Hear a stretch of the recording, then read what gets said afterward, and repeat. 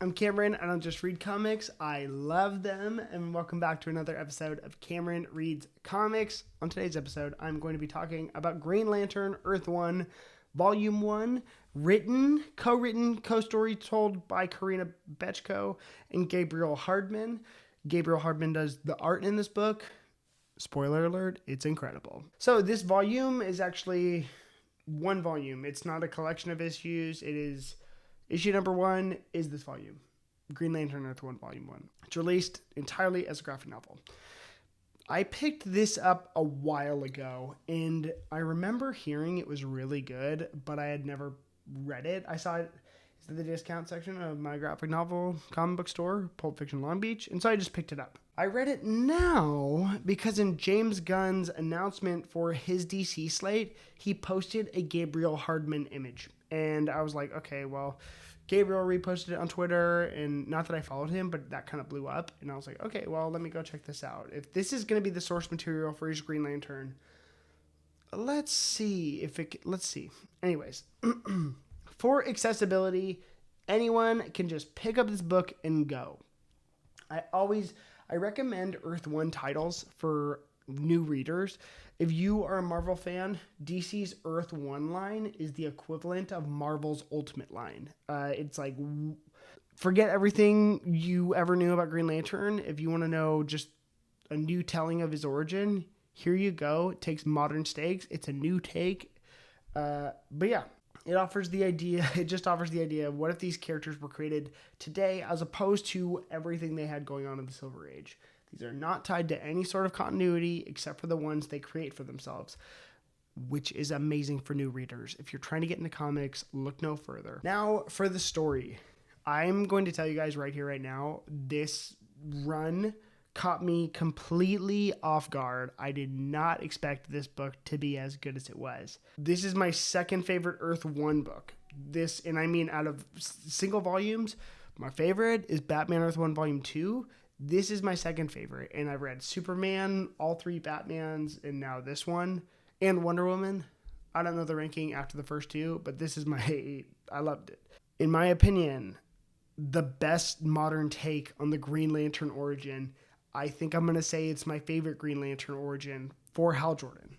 It feels like Batman Begins for Green Lantern, and I mean that in the best way. It takes Hal as we have never seen him before, but it remains true to the spirit of Hal Jordan. It's different than anything I've ever read pertaining to Green Lanterns, and I didn't know if that could be done because Geoff Johns takes Silver Age Green Lantern and he does him so well. Like, the Geoff Johns Green Lantern run is obviously so classic. And then I'm reading Ron Mars's Green Lantern run right now, which is equally as amazing. And I'm like, I thought those were as good as those stories could get. But this takes such a distinct stance and left turn from all of that. And this story is really a sci-fi take. And if you look at his space astronaut outfit on this front cover, it's very, it reminds me of 2001 A Space Odyssey, just in the look and in the art, which I thought was really interesting. Green Lantern's mythology can be very big and very complex and very fast, and this story really holds your hand, and you are taking everything in along with Hal Jordan, which that's really important, I think, and that's why I like Kyle Rayner Green Lantern so much, because he's like, what the heck? I've just been dropped in this world. What's going on? For this story, I thought it'd be really good if you do know the differences between the regular Green Lantern stuff, and then if you know the regular Silver Age, like, kind of anecdotes of Green Lantern, here are the departures that this takes. First, and I think I think I tend to agree with a lot of these. First, he doesn't work for Ferris Aircraft. He works for Ferris Galactic. Next, Hal Jordan has not been to Earth in 10 years. He's a space miner when he used to be a pilot. We do not know why he has not been back to Earth in 10 years. So that's an interesting take. He's not as brash, which I thought could be a problem because I think that's kind of a Hal Jordan thing where it's like he is so set in his way. And, like, for lack of a better term, Hal is kind of arrogant, and he's not in this one. They really make him more disillusioned. It is a choice to not be back in Earth after 10 years, which I thought was really interesting. Next, he discovers the ring by accident. When he runs into the bones of Abin Sur, because that is who had his ring before him, Abin Sur has already been dead at the hands of a manhunter. So there's no like dying speech to Hal of take this ring and your will become life, whatever. He doesn't do any of that. Also, there are no Green Lanterns, and anyone with a ring has been or is being hunted by the Manhunters. For those that don't know, the Manhunters are created by the Lanterns, by the Guardians of Oa, I believe, to keep the Green Lanterns in check. But the Manhunters themselves pretty much hunt Green Lanterns. In this story, they are robots, and they're actually drawn so freaking cool. But I don't know. I think I've read like one Manhunter story in all of the Green Lantern that I've read. So don't know too much about them. But the take on them in this book really made me believe that they should be the first villain of a Green Lantern movie. I am so against Parallax or Sinestro being the first villain. I think that you could set it up. I think you'd set it all up. And I'm like, Parallax needs to be like the cap on a Green Lantern trilogy villain. And then Sinestro needs to be movie number 2.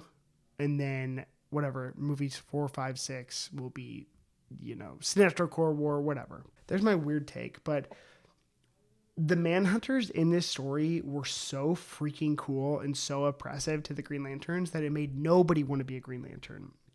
The rings in this story are weak because they have lost the central power battery and it is rumored to have been destroyed.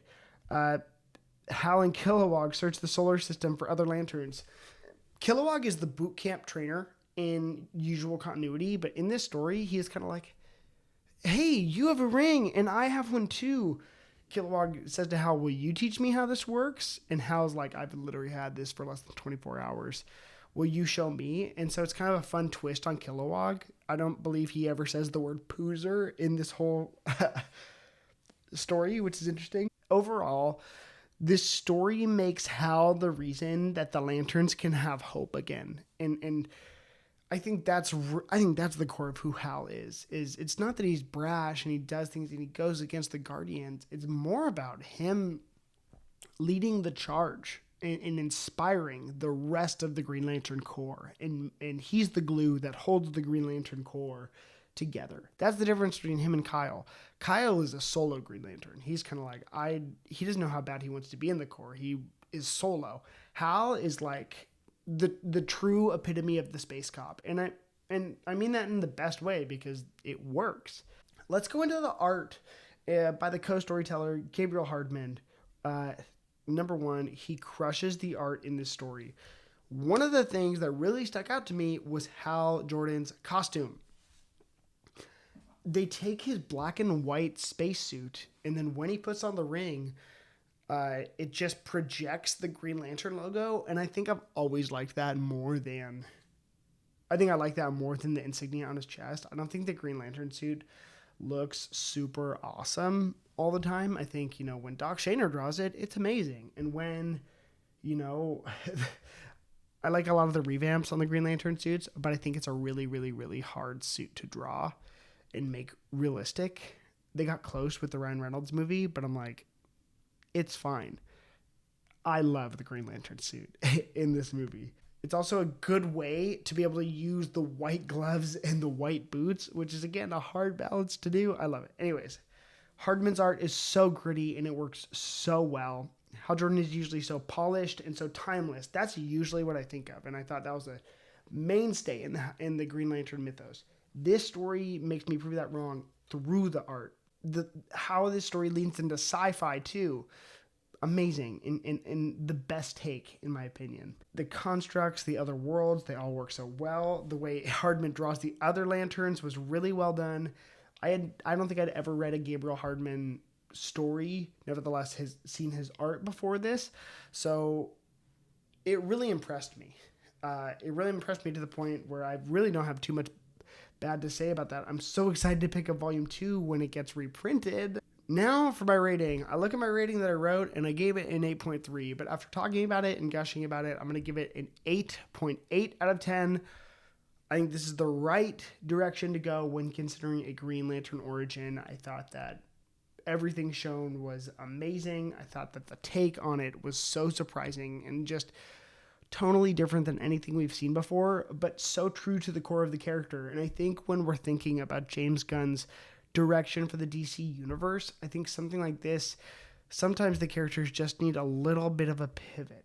And I think that this is going to work so well in the larger universe, making it tonally different than we would have anticipated. And that's why I have so many good things to say about it. That's my review on Green Lantern Earth 1. If you guys can get a copy, I highly, highly, highly recommend picking it up. My name's Cameron. I don't just read comics. I love them. Make sure to clap with those like and subscribe buttons if you want to hear more of my reviews and more of my relationship with comics. Comment about this book to me. I want to talk about it really bad.